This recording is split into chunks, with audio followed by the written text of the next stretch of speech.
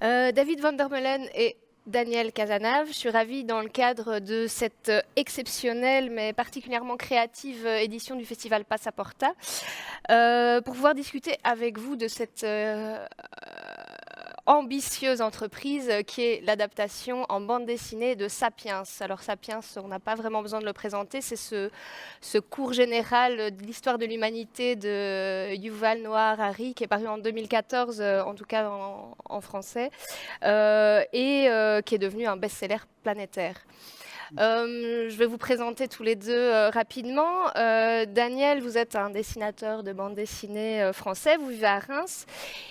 Exact. Et s'il vous est arrivé d'accompagner au dessin des scénarios de fiction avec David par exemple, ou encore Gilles Rochier ou Vincent Zabu, il semble que vous ayez décidé de mettre votre plume légère et exaltée au service de la littérature et de la didactique illustrée. Et c'est un vrai plaisir d'écouter notamment Hubert Reeve parler de biodiversité à travers vos cases ou d'y croiser par exemple Jarry et son père Ubu. David, vous êtes également un dessinateur, mais aussi un auteur de bande dessinée. Vous êtes belge. On peut citer Fritz Haber et La Passion des Anabaptistes, qui sont deux fresques historiques assez fascinantes, ou encore avec Daniel au pinceau, des biographies de femmes et d'hommes de lettres comme Marie Shelley, dit Théo Lombard, ou Gérard de Nerval chez Casterman. Mais vous avez également créé et dirigé plus récemment la petite BD-Tech des Savoirs aux éditions du Lombard.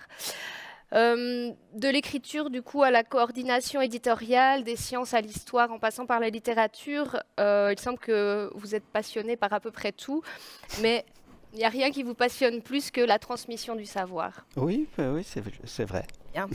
La programmation du festival Passaporta a intitulé cette rencontre Migration Sapiens.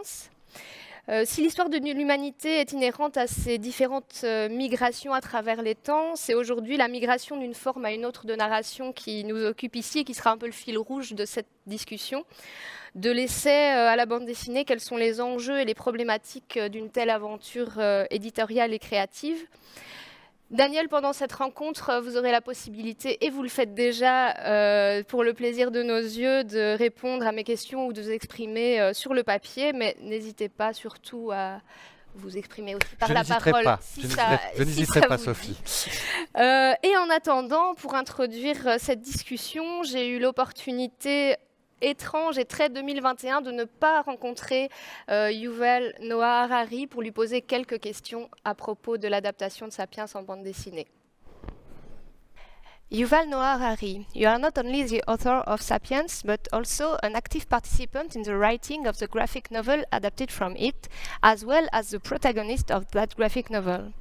Which comic book character did you imagine yourself as a child or as an adult before you became a real protagonist on paper in Daniel and David's work? When I was a child, I watched a French cartoon TV series about the history of the world. It was called Il était une fois l'homme. It had a tremendous impact on me. That show was among the chief reasons I later became a historian, and it shaped my view of history in a very deep way. As a child, I thought about myself and other people as characters in that series. Still, when Daniel and David suggested that I be a character in the Sapiens graphic novel, at first I said absolutely no. In my writing, I usually keep myself outside the text. And in the graphic novel, I definitely didn't want to appear as this all-knowing wise man that explains everything to everybody. In the end, I agreed to appear as a character, but on condition that I wouldn't be the only scientist there. So we added a few more scientists. Some of them are real people, like Professor Robin Dunbar. Others are fictional characters, like Professor Saraswati. She is one of my favorite characters in the graphic novel. Adding these other scientists was very important because science is never the work of a single individual. It's always a collaborative effort. Most of what I know about archaeology, genetics, and even history is based on the work of many of my colleagues. For example, how do I know that 50,000 years ago, some Homo sapiens had sex with Neanderthals? I've never conducted an archaeological excavation, and I don't know how to date ancient bones or how to map ancient DNA. But I've read the work of archaeologists and geneticists that proves beyond reasonable doubt that yes, 50,000 years ago, at least some sapiens had sex with some Neanderthals. And they not only had sex, they even had children together.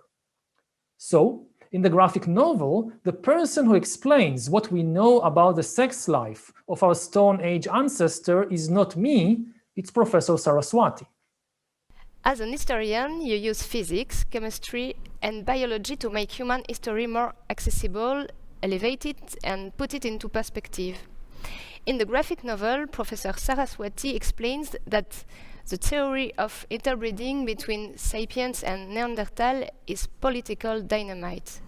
Which place do politics and ethics take in the transmission of the scientist's work to the general public? We can never completely separate science from politics, but we have to be very careful about how we mix them. As a general rule, I would say that our questions are always political, and that's a good thing. But the answers should be scientific. The answers shouldn't be distorted by politics. Let me explain that.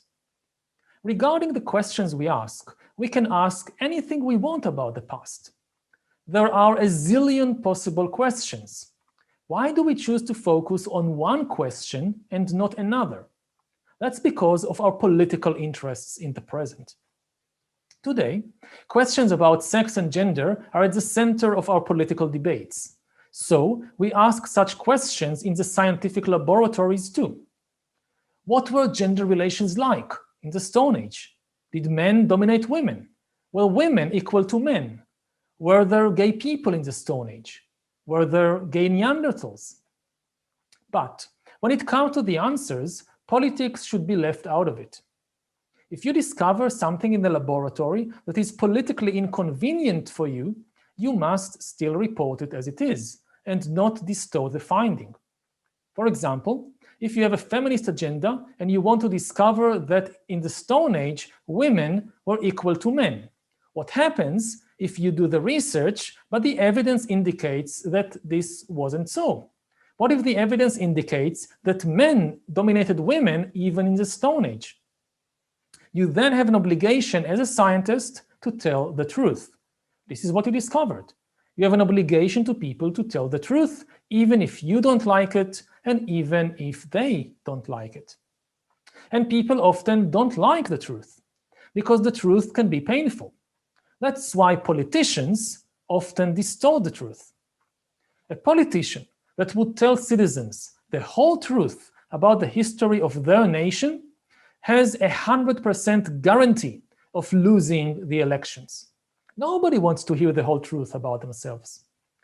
People usually have childish fantasies that they are perfect, that they never do anything wrong. So Israelis, for example, don't want to hear the truth about Israeli history. Americans don't want to hear the truth about American history, and Russians don't want to hear the truth about Russian history. But it's the responsibility of historians to tell people the truth.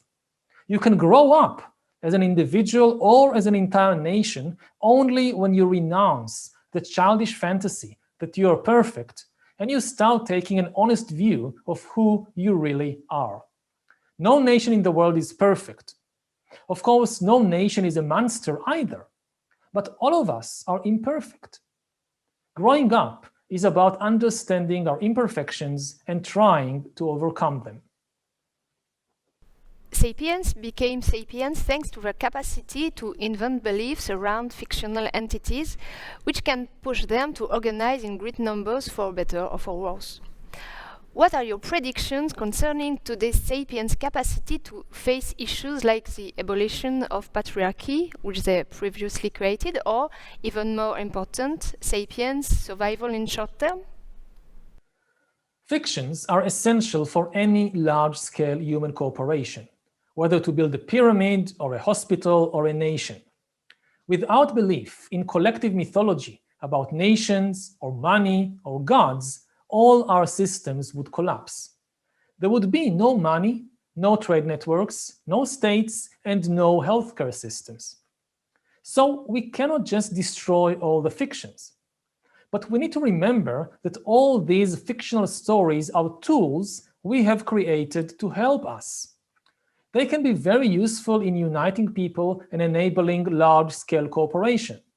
But if we begin to mistake these stories for the ultimate reality, they can become very dangerous. Then, instead of using stories to help people, we might begin to sacrifice people for the sake of the stories. For example, in order to play football, you must first get 22 people to believe in the same rules, even though these rules exist only in our imagination. Now, playing football is great fun, but if some hooligan starts beating up fans of the opposite team, he is taking the story a bit too seriously.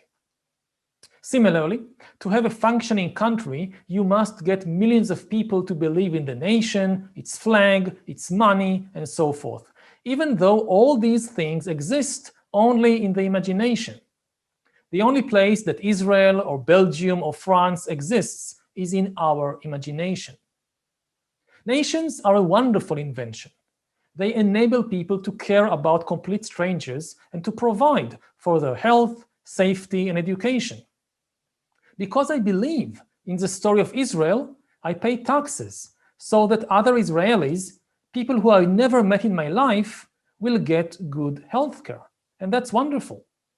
But if we forget that nations are stories we created to help people, we might begin killing millions of people for the sake of the nation.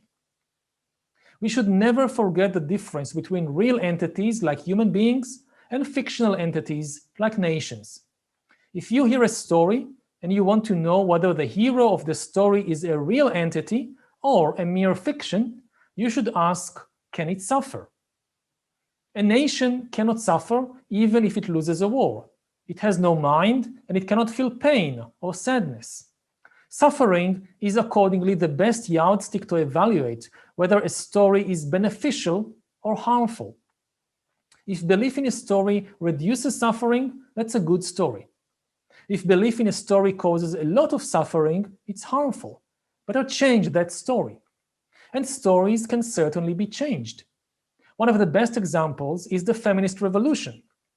During the last 100 years, the feminist revolution has completely changed the stories about men, women, and gender in general. After thousands of years of living in patriarchal societies, things have changed dramatically. We still don't live in totally equal societies, that's true, but if you think how much has changed in the last 100 years, it is amazing. It has been one of the biggest revolutions in human history. And what's even more amazing is that all this huge revolution was peaceful. Unlike the French Revolution or the Bolshevik Revolution, the feminist revolution was peaceful. Feminists didn't erect guillotines, didn't create gulags, didn't murder millions, and yet they changed the world. That proves that we can change the world for better, and we can do it quickly, and we can do it peacefully. You have collaborated with Daniel and David over many months. Which question about your common experience would you like to ask them today? I'm curious about the way that fictional characters like Professor Saraswati or Dr. Fiction come to life and gradually develop a personality. When Daniel and David first suggested them and drew them, they were very flat. But over the months, they developed into a real character with depth. And I really want to know how it happens. As a historian, I know that when I want to bring to life a real character, like Cleopatra or Attila the Hun, I can read documents about their life, look at archaeological evidence, and thereby try to get a better understanding of them. But how do you develop a fictional character? Eh bien, on rentre tout de suite dans le vif du sujet avec cette question de Yuval Noah Harari.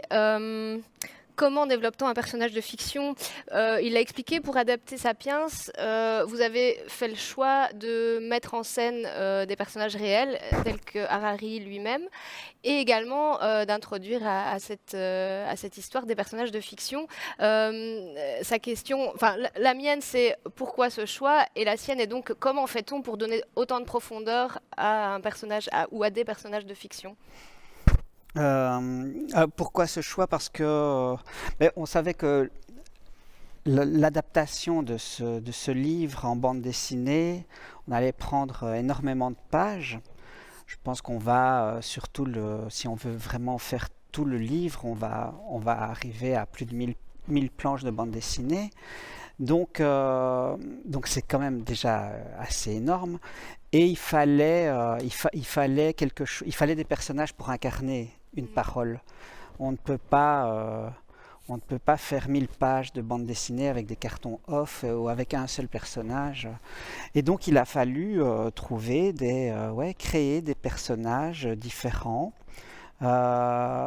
Et l'idée est venue assez aussi naturellement dans ces personnages de faire apparaître un avatar de Yuval qui s'adresse au lecteur et qui est un peu le monsieur loyal du livre et qui est aussi la conscience un peu historique du récit, puisque en fait à la base Yuval il est médiéviste, il est historien. Et puis alors on a créé d'autres personnages pour parler des sciences, de la théologie, pour parler des fictions, et donc faire un personnage un peu candide aussi, donc une nièce, une adolescente. Donc c'était et ça c'est quand même un travail assez intéressant et assez difficile à faire, parce que chaque personnage, par exemple, dès que Yuval dans le livre parle de science, c'est le personnage scientifique qui va arriver. Quand c'est de l'histoire, c'est souvent Yuval qui le dit, tout ça.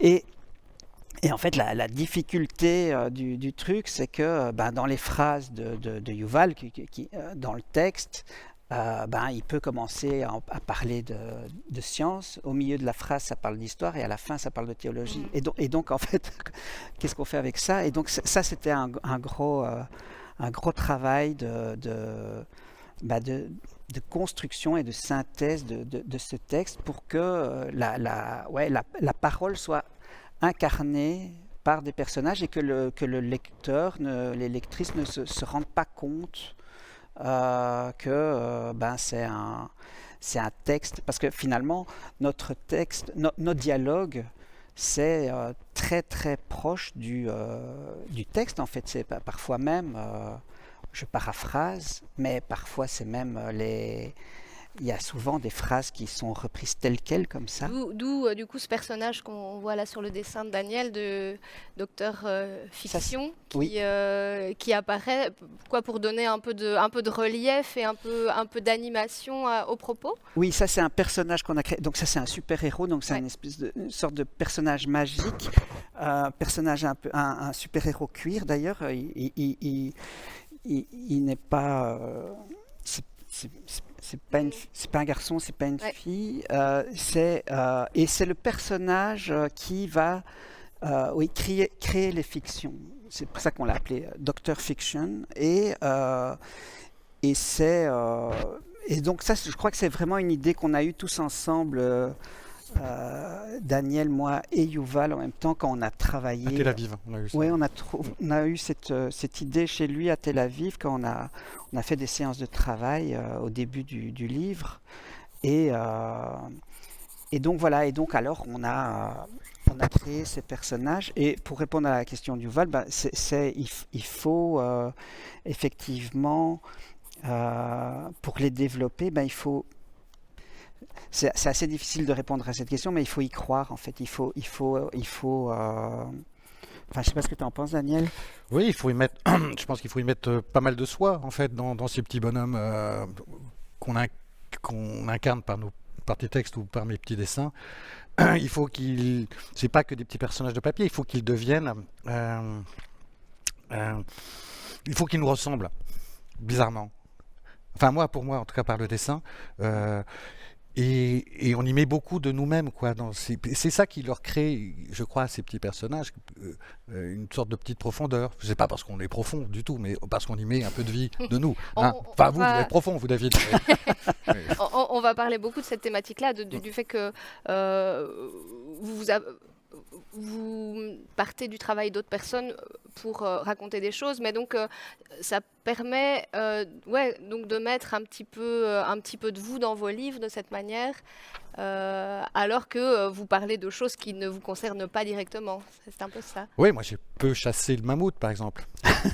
Et je crois qu'à mon âge, peut-être pas que j'y aille, mais il n'empêche que bizarrement, quand je dessine des animaux, de la grande faune, avant qu'ils ne disparaissent du fait des hommes, je ressens sans doute la difficulté, la tragédie que ça devait être d'aller chasser la grande faune. C'est bizarre, mais je sais pas, c'est comme ça. C'est beau. Si on dézoome un peu, parce que là on est parti sur une question déjà un peu technique par rapport à votre travail, si on dézoome un peu et qu'on revient un petit peu sur les circonstances de cette aventure dont vous êtes à l'origine, hein, avec Martin Zeller, l'éditeur de Albin Michel, il s'agit donc d'un projet d'adapter donc Sapiens en 4 volumes de bande dessinée. Donc j'imagine au minimum autant d'années de travail, et donc 4 volumes traduits déjà en 30 langues, en sachant qu'on en a parlé, l'adaptation littéraire, la biographie d'artistes et en tout cas cette forme didactique sont un peu, en bande dessinée, sont un peu votre dada à tous les deux. Quel est l'enjeu d'un projet comme celui-ci pour les auteurs passionnés que vous êtes? Est-ce que on peut parler de vulgarisation ultime, le livre d'Harari étant déjà une prouesse un peu en la matière, ou est-ce que c'est une aventure un peu éditoriale, un peu hors du commun qui vous ont attiré, un peu excité? Les deux, mais c'est sûr que on avait envie tous les deux, Daniel et moi, de faire ce livre. C'était une envie. On avait lu le bouquin, et un peu en même temps d'ailleurs, et on pensait qu'on allait jamais faire ça. Et là, on a eu vraiment un coup de chance. C'est Martin Zeller des éditions Albin Michel qui nous le propose. Alors qu'on venait juste, Daniel et moi, de se dire, tiens, ça, ce serait formidable à faire.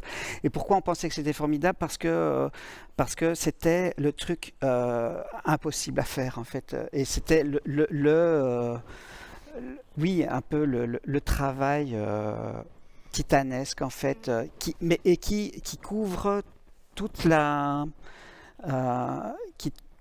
l'histoire de l'humanité, toutes les époques et tous les continents et tous les paysages, et ça, c'était quelque chose que Daniel adore faire. C'est changer, c'est dessiner, englober le monde dans son dessin, et c'est vrai que moi aussi je trouvais ça très intéressant. Donc quand on a eu l'occasion, quand on nous l'a proposé, évidemment on a foncé tête baissée sans se rendre compte de la difficulté. Et d'ailleurs, tant mieux, parce qu'on n'y serait pas allé, je pense. C'est effectivement extrêmement complexe, mais extrêmement réjouissant, et on apprend énormément à faire ce travail. Et concrètement alors, parce que vous dites souvent dans des interviews que justement c'est votre intérêt commun pour la littérature et l'histoire qui vous ont fait vous rencontrer amicalement et professionnellement. Qu'est-ce qui, du coup, vous avez déjà fait plusieurs livres ensemble. De quelle manière est-ce que vous travaillez à deux? Et surtout, dans l'aventure est venu se rajouter au niveau de l'écriture un troisième cerveau, et donc pas des moindres, celui de Harari lui-même. Comment est-ce que votre duo s'est adapté à cette nouvelle dynamique créative? Un peu, assez naturellement, assez facilement finalement. C'est vrai que Daniel et moi, on travaille depuis près de, je sais plus, je compte même pas, ça fait quoi, 15 ans? 15 ans, oui. Oui, 15 ans. On a fait pas mal de planches ensemble. plus de 1500, je crois, je ne sais plus. On travaille depuis. Alors il y a un côté très comme des automatismes de footballistes, je vais dire. On se connaît bien, on sait exactement ce que l'un et l'autre va faire. Moi, je fais un scénario qui ressemble un peu à un texte de théâtre, finalement, très dialogué, où je laisse énormément de liberté à Daniel. Là, évidemment, dans un contexte scientifique, Daniel a un peu moins de liberté, on va dire, un peu moins de fantaisie que d'habitude, parce qu'on est quand même, il reçoit de la documentation, et ça c'est bon. Daniel, je pense que tu as toujours travaillé avec de la documentation, Oui. mais là on est avec quelque chose de très rigoureux et donc voilà. Et en fait, Yuval est arrivé à travailler avec moi, enfin à nous trois, mais souvent, moi je fais des allers-retours avec Yuval, et c'est assez extraordinaire, parce que souvent, moi, quand je lui propose une première ébauche de scénario, une première mise en scène, souvent ça lui donne... il trouve ça parfois très formidable. Enfin, parfois il dit non, ça ne va pas du tout. Enfin, quand il dit que ça ne va pas, c'est que ses idées ne sont pas bien rendues. En fait. Parce que ça doit être quelque chose de complètement nouveau en fait, pour lui de travailler de cette manière-là. Voilà, il ne va pas... on reste sur un côté, on va dire, entre guillemets, scientifique, mais quand ça l'inspire,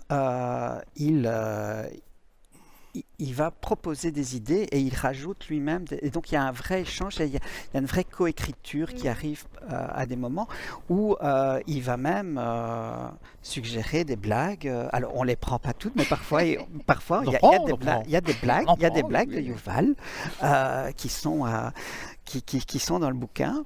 Et ça c'est très réjouissant. Et bon, il faut dire que travailler avec quelqu'un il a une science du page turner qui est quand même assez ahurissante, et en fait, enfin c'est ce que je dis souvent, on a quand même une masterclass gratuite avec quelqu'un qui a vendu 16 millions d'albums, quoi. Donc c'est quand même, il nous a surtout aidé, et je crois que c'est ça le plus grand enjeu de ce projet. Il nous a fait comprendre comment on était véritablement faire un récit international et qui universel. C'est-à-dire de faire de faire quelque chose qui puisse se lire sur tous les continents. Ouais. Et qui puisse faire rire sur tous les continents. Et ça, ça a l'air simple comme ça, mais en fait, c'est quelque chose auquel on n'a jamais vraiment pensé, Daniel et moi, auparavant. On n'avait pas cette ambition de se dire... on n'avait pas d'ambition, nous. Hein. Non. Mais, surtout pas de faire rire. Oui, mais de faire rire au Pérou ou en Australie ou au Japon, c'était pas notre... on pensait pas à ça pendant notre travail, évidemment. Là, oui, maintenant, oui. C'est-à-dire qu'on est vraiment dans un travail où on doit... alors, par exemple, moi, j'ai fait beaucoup de jeux des clins d'œil culturels. Il faut savoir, il faut prendre de la culture dite mainstream qui soit connue c'est-à-dire, je ne vais pas prendre Julie Lescaut, quoi, ça ne va pas marcher. C'est ça. Donc, et en fait, c'est pas si simple que ça, en fait, de se dire, tiens, qu'est-ce qui est connu dans le monde entier? C'est quelque chose qui est pas si courant que ça, et surtout que c'est pas forcément j'ai pas une grande culture du mainstream, Daniel non plus. On est quand même assez, on préfère quand même les choses un peu plus confidentielles parfois. Et donc ça, pour nous, c'est très très excitant et très gai à faire, en fait, parce que justement, je pense que ce qui est gai, c'est d'aller sur des terres qu'on ne connaît pas, en fait. C'est ça qui est... qui nous anime un peu, je pense. Mais merci. je vais peut-être te couper, mais je pense aussi, dans l'autre sens, c'est que je pense qu'on a appris aussi des trucs à Yuval. Ah oui, c'est vrai. Oui. Sur la narration de qu'est-ce qu'on peut faire avec qu'est-ce que peut faire la narration séquentielle, qu'est-ce que peut faire la bande dessinée. Oui. Ça, je pense qu'il ne connaissait pas du tout, et que je crois qu'il était très impressionné par la possibilité narrative de la bande C'est ça. dessinée. Ouais. C'est ça. Et oui, ça c'était très, c'est très, oui, c'est pour ça, oui, c'est un vrai jeu, c'est une vraie collaboration où chacun apprend à l'autre et ça c'est vraiment, c'est ce qui fait qu'on s'amuse vraiment. Et je pense que ça se voit un peu, enfin que on a pris du plaisir. À le Mais faire. ça se voit beaucoup et surtout quand vous parlez de ping-pong, ça semble assez cohérent dans le sens où lui, on voit et on sent à la lecture de l'essai à quel point il a envie d'arriver à quelque chose d'essentiel. Alors voilà, ça fait quand même le nombre de pages que ça fait. Et vous, c'est également vers ça que vous tendez en rajoutant une couche qui est justement cette narration séquentielle et illustrée qui peut encore ouvrir le champ des possibles. Et J'ai toujours aimé ça, ouvrir le champ des possibles, ça m'a toujours énormément Non. plu. Parce que- Je tiens à vous signaler, Sophie. J'adore. Avec plaisir. Parce que le champ des possibles, oui, en fait, vous l'ouvrez non seulement avec cette forme qu'est la bande dessinée, mais aussi avec le registre dans lequel vous évoluez depuis un certain temps, qui est un peu la BD non-fiction, comme on peut l'appeler, qui regroupe la BD didactique, la BD documentaire. Moi, j'avais une question à propos de ça, surtout peut-être pour vous, David, parce que vous dessinez moins qu'avant et vous avez créé cette collection, donc vous ne vous limitez plus à l'écriture ou à la création, vous avez créé cette collection à la petite BDTech des Savoirs. Comment, d'une part, est-ce que vous analysez un peu cet engouement pour cette forme de BD ou d'accès à la connaissance, alors que chacun d'entre nous maintenant marche en rue avec dans sa poche Google. Donc d'où vient un peu cet engouement et cette ouverture vers des nouveaux publics, parce que c'est pas uniquement un public de lecteurs de bande dessinée qui vient maintenant chercher ce type de lecture. Et vous, la question, donc, elle est pour la bande dessinée en général. Et vous, qu'est-ce qui vous fait marcher par rapport à ça? J'avais lu ou entendu récemment que vous disiez que vous n'avez pas beaucoup d'imagination, un peu comme pour dire... C'est un peu pour ça que je fais ça, mais moi j'ai du mal à croire qu'il n'y ait pas quelque chose de plus profond dans cette volonté de toujours aller donner la connaissance de la manière la plus accessible possible. Non, mais c'est vrai, j'ai pas vraiment d'imagination, c'est-à-dire je crée très peu de récits purement fantaisistes qui ne reprennent pas quelque chose du réel et qui le changent. Et en fait, moi, c'est ça que j'aime bien, c'est travailler le réel et d'y mettre de l'humour, d'y mettre des choses, d'y mettre une mise en scène. Et c'est un vrai plaisir à le faire. Je dis souvent que, en fait, je pense que je suis pas un grand consommateur personnellement de BD du réel et tout ça. Je n'en lis pas beaucoup, en fait. Et je pense que, en fait, je dis souvent, c'est un peu comme c'est très gai à faire. C'est comme un peu faire du djembé. On fait du djembé, c'est très gai, c'est très excitant. Mais en fait, les gens qui font du djembé, ils n'ont pas de disque de djembé chez eux. Et ben moi, c'est un peu la même chose avec la BD du réel, c'est-à-dire c'est extrêmement excitant à faire. C'est très très gai. Intellectuellement, c'est un exercice intellectuel qui est fascinant et qui m'amuse beaucoup et qui ne m'ennuie jamais. Mais c'est pas non plus mon plaisir de lecture. Après, je pense qu'effectivement, depuis 2016, il y a le boom de la BD du réel, didactique, on lui a donné plein de noms. Je pense que c'est une mode, comme il y a eu la mode du manga, comme il y a eu la mode de l'heroic fantasy, comme il y a eu la mode de la bande dessinée du soi, c'est comme ça des vagues où une année comme ça, je pense que là ça a été vraiment l'année 2016, plusieurs éditeurs en même temps, sans se concerter, se sont mis dans ce registre-là, et il y a eu plusieurs tentatives qui ont été de vraies réussites. C'est vrai que Daniel et moi, on a fait partie dès le premier numéro de l'aventure de la revue dessinée.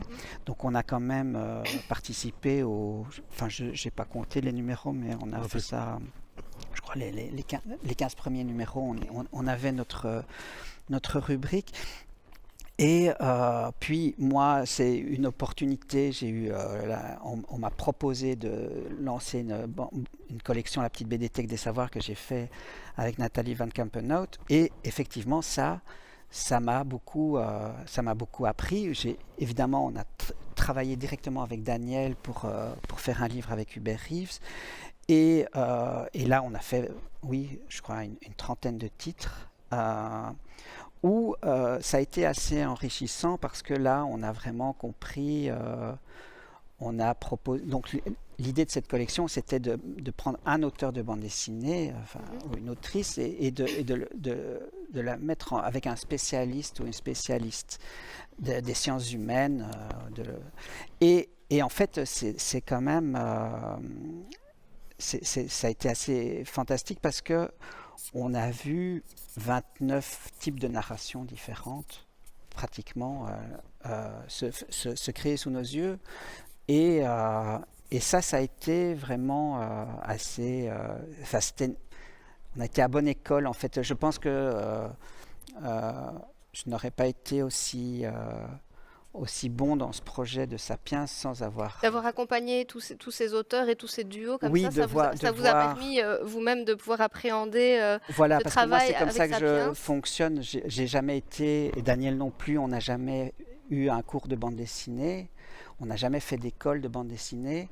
On a toujours appris la bande dessinée en la lisant et en la regardant.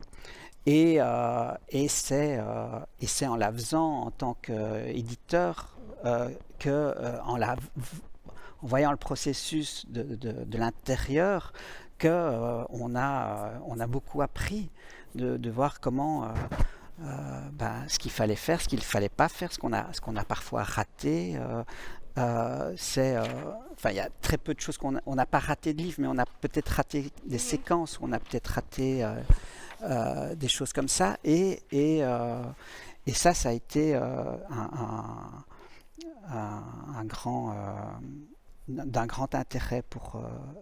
voilà, je ne sais pas si j'ai répondu à... Mais si, mais il y avait quand même plusieurs questions, et je pense qu'elles ont été répondues. Et c'est ce qui fait que maintenant, d'aventure en aventure, est-ce que c'est un hasard qui fait que, par exemple, vous ne dessinez plus, et que du coup, l'aventure éditoriale et puis Sapiens vous ont un peu éloigné, ou est-ce que c'est quelque chose vers lequel vous avez envie de revenir? Non, je continue toujours à dessiner ma série Fritz Haber en parallèle. Alors c'est vrai, Sapiens me prend beaucoup de temps, effectivement, mais je continue à dessiner un petit peu quand même. Mais c'est vrai que je n'aurais jamais imaginé qu'un scénario puisse me prendre autant de temps, en fait, surtout d'un livre qui existait déjà.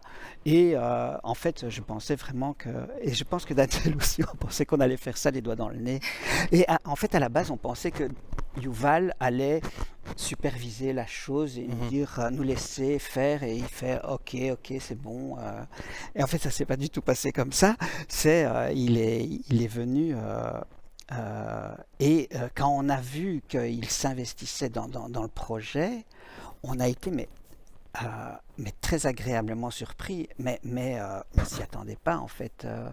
Et c'était ça qui a encore été le plus formidable dans l'aventure, parce que c'est vrai que souvent dans des projets comme ça, nous on se disait bon, Yuval, c'est une espèce de star international, il aura autre chose à faire, ça va être c'est un petit truc décliné de son œuvre, voilà, et en fait pas du tout. Pour lui c'est extrêmement important, si bien que cette version en bande dessinée de Sapiens, c'est presque une version presque augmentée de Sapiens, parce que il y a un côté, on prend quasiment tout le texte, on évacue très très peu. Je pense que là, il y a peut-être une page et demie qu'on a délaissée, mais Yuval ajoute des choses. C'est ça, on est en 2021 dans Sapiens, voilà. Alors qu'il a été écrit... Il a été écrit en fait il y a 10 ans en hébreu. Alors, déjà d'un point de vue scientifique, la science bouge beaucoup, surtout sur les questions d'histoire, de paléontologie et tout ça. C'est vraiment une des sciences qui est la plus mouvante, où il y a le plus d'innovation, il y a plus de... donc là, on a quand même beaucoup de... Voilà, c'est des questions souvent de dates, de choses comme ça, mais c'est vrai qu'il y a ces changements-là. Et puis, comme je disais aussi, Yuval se prend au jeu et dit ah bah tiens, ça, je vais approfondir cette idée-là avec un autre exemple. Et on part comme ça sur des alors, on met un frein parce qu'on lui dit on peut pas faire 4000 pages, mais c'est très très dur de lui dire stop, parce que toutes ces idées sont souvent formidables en fait, et sont souvent incroyables.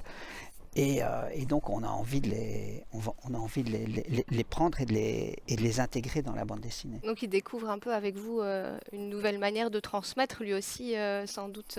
Mais je pense carrément. Oui. Et par rapport à ça, parce qu'on disait tout à l'heure que lui, a priori, la bande dessinée, ça ne fait pas partie de sa culture, etc. Non, pas du tout.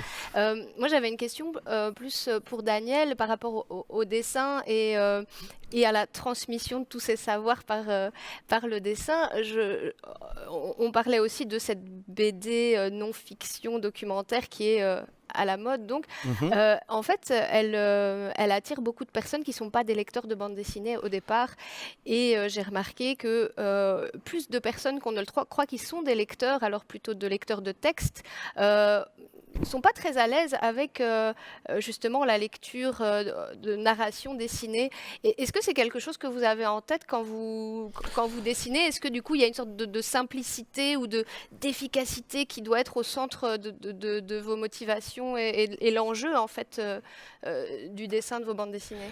Oui et non. Oui. Moi-même, je suis un lecteur. J'ai beaucoup de mal à lire des bandes dessinées, mais depuis que je suis tout petit. Hein. Ok. Oui, mais j'aime ça, mais ça me prend beaucoup de temps. Ok. J'arrive pas à faire. J'ai jamais vraiment réussi à faire les deux, à lier le texte et le dessin. Oui, mais c'est exactement ce que je voulais dire. Il y a énormément de C'est pour ça que je te personnes parle de ça, Sophie. C'est ça qui s'exprime là-dessus, qui Je lis d'abord une bande dessinée en lisant tous les dessins. Je lis ensuite le texte et après j'essaye de faire les deux. Comme un vieux. Et donc ça me prend énormément de temps.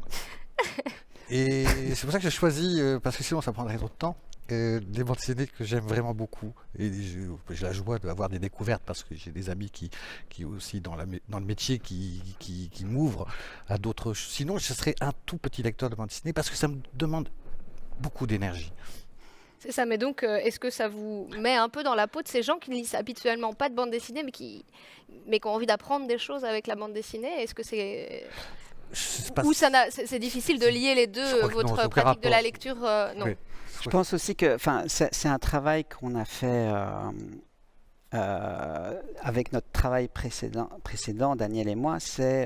On avait une règle d'or, c'est jamais imaginer le lecteur, en fait. Mais c'est vrai qu'avec ce projet Sapiens, on est un petit peu... on est obligé un petit peu de changer et de penser au lecteur. Ne fût-ce que parce que c'est un lecteur qui est sur toute la planète. Et C'est ça, voilà. le lecteur potentiel Voilà. de Sapiens, c'est vertigineux. Voilà, c'est ça. Et donc là, effectivement, on doit un peu changer notre logiciel de base. Et ça nous... Et c'est intéressant dans ce projet-là, mais je pense que dès lors que si dans 10 ans, Daniel et moi, on refait un livre ensemble, on va de nouveau plus du tout penser à notre lecteur. Enfin, on le fait pour Sapiens, mais je ne pense pas qu'on va l'adapter parce qu'on n'a pas ce feeling de vouloir être lu partout. En fait, c'est très noble et c'est très intéressant, mais en fait, c'est pas notre ADN profond. En fait, nous, en fait, on est plus des faiseurs, en fait, je pense. Enfin, non, qu'en penses-tu? Oui, je vous suis là, David. Mais je saute sur l'occasion parce que une de mes questions, j'avais envie d'aborder cette question, donc crédité dans la bande dessinée, nous avons un relecteur ou une relectrice spécialisée en diversité.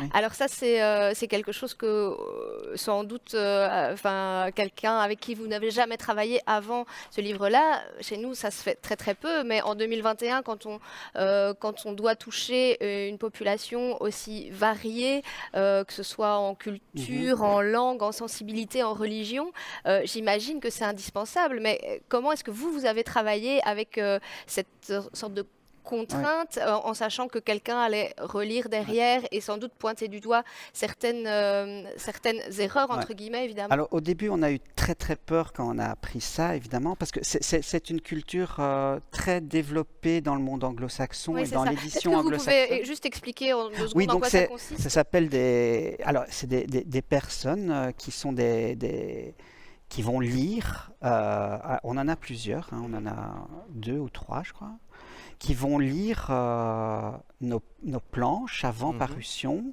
et qui vont pointer du doigt si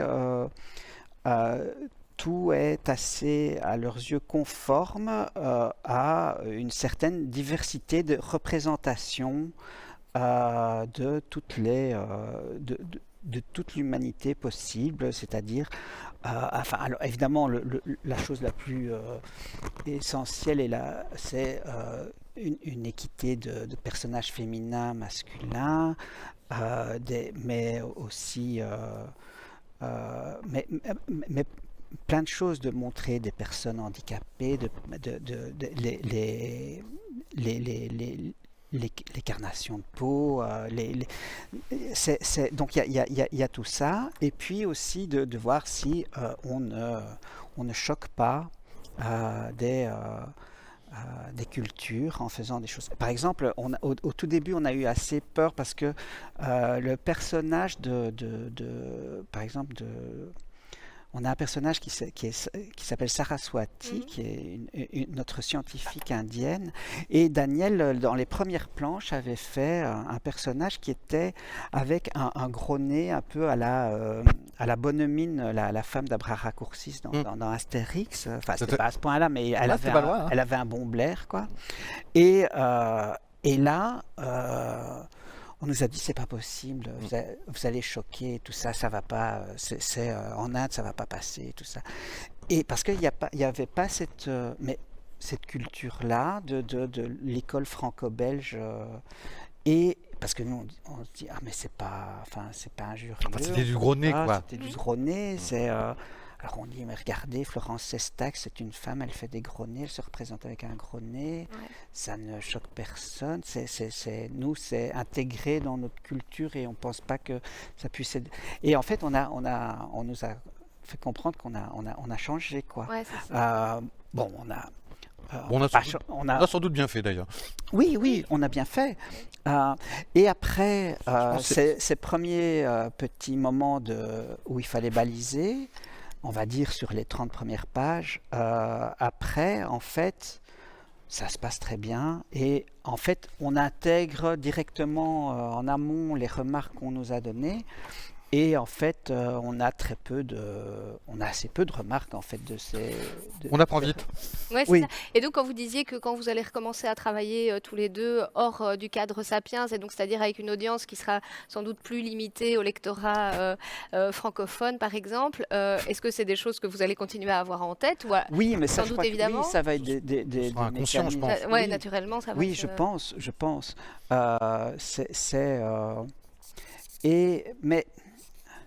Mais curieusement, c'est pas forcément, je veux dire, penser au lecteur. Je pense que c'est un, je sais pas comment expliquer, mais c'est un état de fait, c'est un état des choses, quoi. Mais par exemple, on a été assez surpris parce que c'est vrai que nous, Daniel et moi, on a été éduqués à la bande dessinée franco-belge et c'est vrai que quand on était petit, on avait la série Natacha de Walteri et quand on est gamin, on se rend pas compte que il y a un problème avec cette bande dessinée, que c'est des éditions qui claironnent. On a enfin un personnage féminin et en fait elle est super sexuée et elle a une mini-jupe. Enfin, c'est too much. Et donc en fait souvent quand Daniel faisait des dessins de femmes dans ses décors et tout ça, il y a Yuval qui a dit mais il n'y a pas de moche. Vas-y, fais aussi des filles moches et fais de tout. Et c'est vrai qu'il faisait souvent. Daniel avait tendance à faire des femmes avec avec des hanches, avec des poitrines, pas des Natacha, mais et donc ça, c'est des choses qu'on a été très très heureux et une fois qu'on te le dit, en fait, c'est intégré et on se dit ah ouais, mais c'est des nouveaux prismes qui se mettent. oui, mais en fait, c'est des choses, c'est très compliqué parce que moi par exemple, personnellement, et je pense que Daniel aussi, on a appris à lire avec des bandes dessinées. Donc c'est quelque chose qui s'imprime dès l'enfance et que en fait, on peut, enfin si on pointe pas du doigt, là il y a un problème. Parfois on ne fait pas on peut ne pas le découvrir soi-même. Oui, oui, évidemment. Et d'ailleurs, il me semble que c'est une thématique qui pourrait donner l'objet d'une discussion de bien plus longtemps, mais le temps passe. J'aurais aimé, peut-être pour un peu tirer le fil rouge depuis le début, vous poser peut-être une avant-dernière question qui est en lien avec ce qui nous occupe aujourd'hui et le festival Passaporta, donc le festival, Passaporta, c'est donc la Maison internationale des littératures et elle porte un énorme intérêt à mettre en lumière le travail des traducteurs et des traductrices notamment. Et j'aurais aimé savoir si vous faites un lien et un parallèle entre votre travail d'adaptation de Sapiens par exemple et même votre travail en général de réécriture, de biographie ou d'œuvre et un travail de traduction. Daniel. Daniel a l'air inspiré. Non, justement, non, je ne pense pas. Non, je crois Non. pas. De traduction, oui. Enfin, traduction, oui. De traduction, dans le vrai sens de traduction. Oui, d'une langue à l'autre, quand je parle de traduction, de Passaporta, de la passage. traduction littéraire d'une langue à une autre, mais voilà, je pensais à une migration, à un passage, au passage d'une forme narrative à une autre, par exemple. Bah ça, on l'a pas mal fait, oui. Moi, je l'ai beaucoup fait avant, quand je faisais j'ai tenté ça il y a quelque temps, de passer du théâtre à la bande dessinée. C'était d'adapter des pièces de théâtre en bande dessinée. C'était une forme comme ça de transition possible, mais la littérature, on l'a beaucoup fait. Maintenant, on le fait avec les sciences humaines. On est toujours en fait dans cette démarche, oui. Mais c'est presque naturel. Parce que oui, enfin, c'est effectivement. Pour ce travail-là, je pense que j'emploie souvent le mot transposition, en fait, parce que plus qu'une adaptation, parce qu'on c'est carrément presque transposer les idées. Enfin, parce que, en fait, la, ce que souvent les gens pensent que la bande dessinée est pour les enfants est plus simple. Mais en fait, le texte est quasiment le même. Les idées sont exactement les mêmes. Il se trouve que elles sont racontées en images par des personnages et en fait, le niveau de complexité est exactement identique, mais c'est plus facile à lire. C'est plus facile à lire dans le sens où c'est incarné par des personnages qui le disent et qui montrent on a une aide visuelle de la pensée. Et en cela, c'est plus facile à comprendre et c'est aussi plus facile à mémoriser qu'un texte, et que le vrai Sapiens qui fait 500 pages, enfin le Sapiens originel on va dire, qui fait 500 pages et dont on a appris souvent en lisant les gens sur les réseaux sociaux que beaucoup de réactions ont été des gens qui disaient « Ah, chouette, il y a une version bande dessinée ». Cette grosse brique me faisait peur, je n'osais pas y aller. Et donc en fait, il y a encore énormément de gens dont un grand livre de 500 pages de sciences humaines, eh bien, ça peut impressionner, ça peut faire peur. Et en bande dessinée, ça passe crème, alors que c'est exactement le même propos. Et donc ça, c'est quand même... c'est assez réjouissant en fait, et pourquoi pas en fait, voilà. Super. Ouais, merci pour toutes ces réponses. Avant de terminer, j'aurais envie de vous demander, alors, vous avez du travail encore pour quelques années avec Semblerait. Sapiens.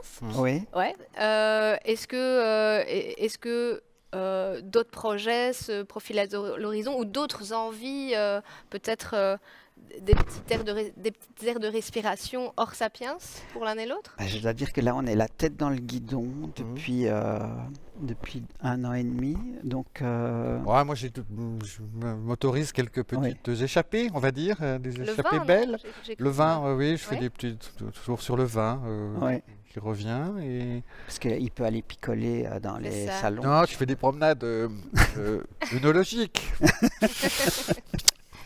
Et puis d'autres petits travaux comme ça pour plutôt d'illustration, pour justement faire du bien, pour se laver un peu la tête, quoi.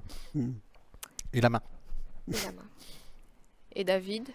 Oui, moi j'ai toujours mon projet Fritz Haber, que j'ai débuté en 99, donc c'est mon vieux camarade qui est toujours là et sur lequel je travaille. Et puis c'est vrai qu'après, on pense, avec ce projet de Sapiens, on pense chapitre par chapitre, et franchement, on fait pas de... je pense qu'on n'a jamais évoqué l'après-Sapiens, en fait. On est tellement... même pas, on n'est même pas à la moitié du travail, que c'est impensable de se projeter, en fait, parce que on a trop de travail avec Sapiens. Et déjà, Sapiens, c'est ça le plaisir, c'est tellement des époques différentes. Donc là, on a fait un peu... Le premier tome, ça parle un peu de la préhistoire. Le deuxième tome, ça sera l'Antiquité. Et après, on va arriver petit à petit au troisième tome à la modernité. Donc c'est quand même... Oui, on voyage. Hein. On voyage, et ça change. C'est dépaysant de toute façon. C'est un texte qui est dépaysant. Toutes les 20 pages, on fait autre chose. Donc c'est quand même ça aussi le plaisir. Eh bien alors, on vous souhaite et on se souhaite beaucoup de plaisir alors pour la suite de Sapiens, en espérant donc en reparler bientôt. Merci. Merci. Merci.